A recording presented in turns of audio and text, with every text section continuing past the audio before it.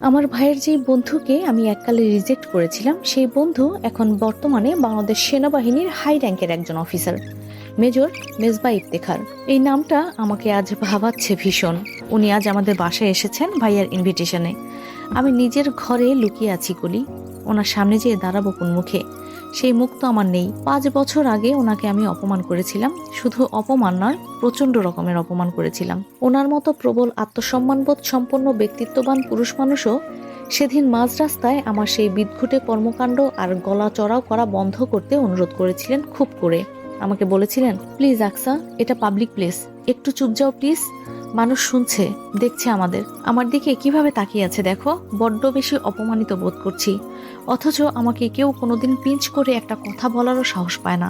এলাকায় এতটাই ভদ্র শান্ত ছেলে হিসাবে পরিচিত আমি, অথচ আজ তুমি আমার মান সম্মান সব ধুলোয় মিশিয়ে দিলে। লোকে আমাকে বখাটে ভাবছে, যদিও আমি তা নই।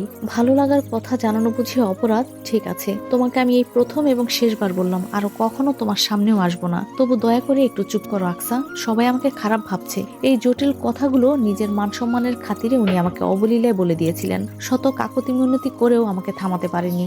আমি তো রীতিমতো লোক জড়ো করে ফেলেছিলাম। একটা কেচ্ছা হয়ে যাচ্ছিল সেদিন। সবাই বলাবলি করছিল এই ছেলেটাকে নাকি ভদ্র ভাবতাম, অথচ এ তো দেখি পথে ঘাটে মেয়েদের ডিস্টার্ব করে